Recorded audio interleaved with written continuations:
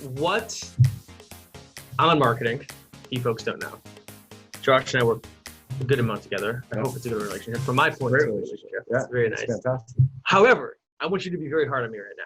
Okay. Like marketing and sales, right? It's like oil and water sometimes. Right? You know, there's all these cliches, whatever. Yeah. Yes. What can I, as a marketing person today in 2019, be doing better, or not, or shouldn't be doing? So kind of use the stop, start, maybe continue exercise. Mm-hmm. Like, you feel free to frame it like that if you want. Mm-hmm. But like, what should I stop doing, start doing, continue doing more of to help a chief revenue officer achieve his goals? Yeah. It's a good question. I think marketing is at its best when the content and the work that's being created and executed on is having the right type of impact based on the business need.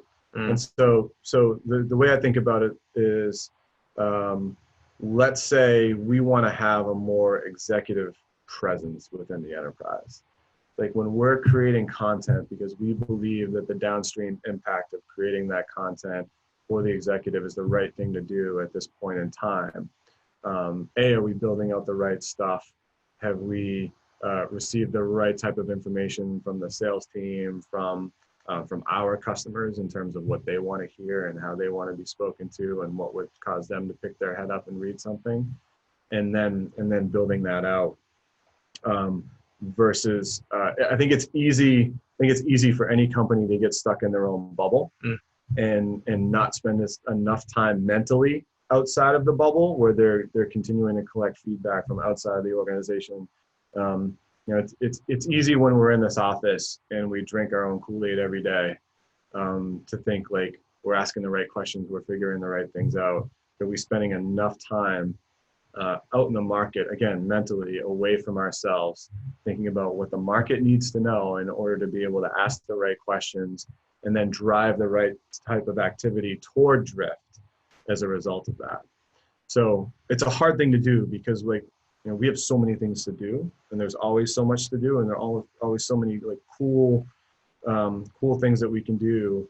It's like, all right, well, do we have big impact items that we could potentially, if we took a step back and worried less about getting short-term wins and focused on some big hit projects based on what we're getting from outside of the organization, could we actually move it faster as a result? So I think it's important to take that step back and sort of look at the body of work that's been completed and think like, all right, is this, are we stacking up small wins here that are driving the right type of impact, or is there an opportunity to go even bigger if we take the time, the resources, and the people and dedicate on doing something larger? And not to say you put all your chips in the middle of the table, but you put a bigger amount of chips in the middle of the table and say, we're going to go big on this one. So basically, we say this a ton of drift. It's this notion of both. As a marketing team, you have to be optimizing for making sure that the sales team can rely on you to feed them with enough leads. That's like the month-to-month stuff, right? Almost think about it like a roadmap for products. Yeah. You have the big things that are going to take 6 months, maybe 12 months to build. Yeah.